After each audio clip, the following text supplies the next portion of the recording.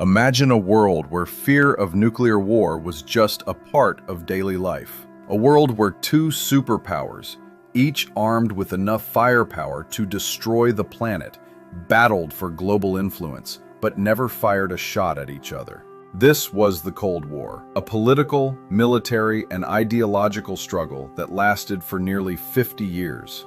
From the ashes of World War II, the US and the Soviet Union emerged as the two biggest superpowers, both claiming to represent the future of humanity.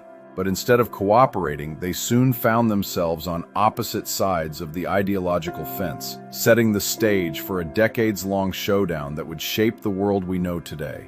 In 1945, as World War II was winding down, the Allies convened at the Yalta Conference.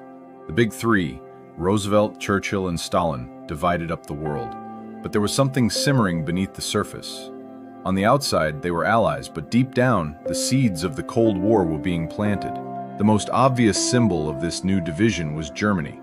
The once unified country was now split into 4 occupation zones, one each for the US, the Soviet Union, the UK, and France.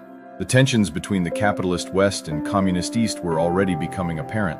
While the US promoted democracy and capitalism, the Soviet Union, led by Joseph Stalin, sought to spread communism.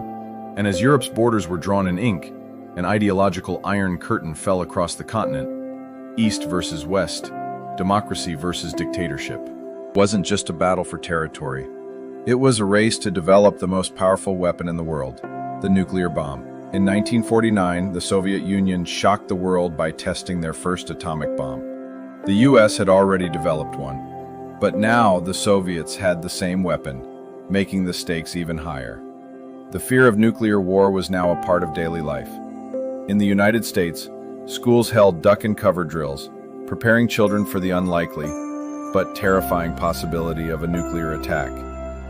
The world had entered a new era, one where destruction could come in the blink of an eye. The arms race was on. Both superpowers began stockpiling weapons at an alarming rate, each more dangerous than the last. The US and USSR had enough nuclear firepower to destroy the world multiple times over.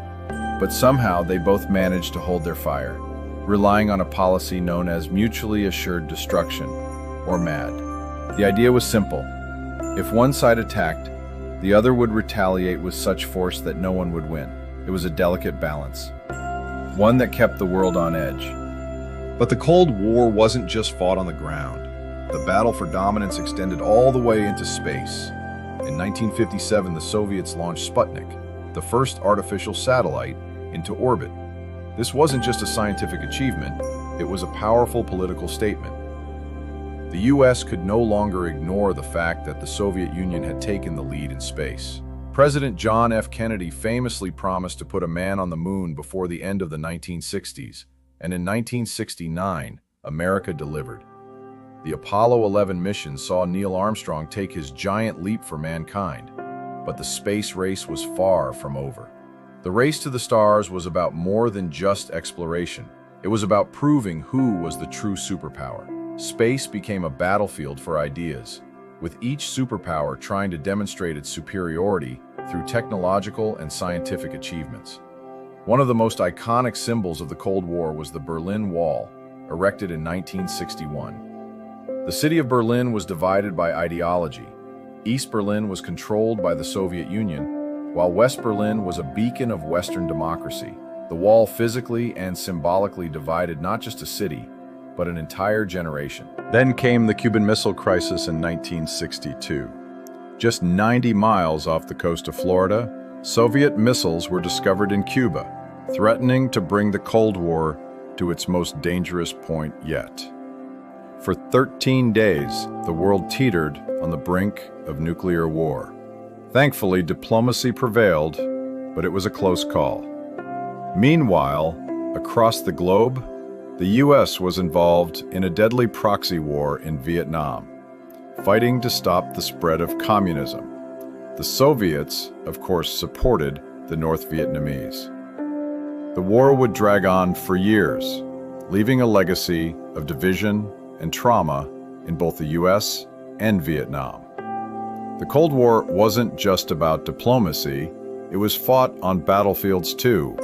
By the 1980s, the Cold War was beginning to wind down. The U.S. had a new president, Ronald Reagan, who took a firm stance against the Soviet Union. But across the ocean, Soviet leader Mikhail Gorbachev was introducing reforms like glasnost, openness, and perestroika, restructuring, in an attempt to revitalize the Soviet system.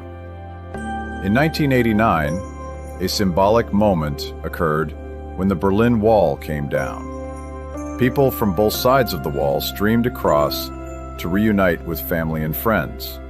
The physical barrier between East and West had fallen, but more importantly, the psychological barrier between two opposing ideologies was also crumbling. Just 2 years later, in 1991, the Soviet Union itself collapsed. The Cold War was officially over. The U.S. emerged as the world's lone superpower, and a new era of global politics began. But the legacy of the Cold War didn't disappear overnight. While the Cold War ended with the fall of the Soviet Union, its effects still echo in today's geopolitics. The tensions between Russia and the U.S. continue to simmer, and the ideological divides between capitalism and socialism still influence global conflicts. From trade wars to cyber attacks, the remnants of the Cold War are still influencing global power dynamics. And even though we may never face a world-ending nuclear standoff again, the lessons of the Cold War remind us of how fragile peace can be. The Cold War was about more than just two countries vying for control. It was about the struggle for ideas, values, and the future of humanity.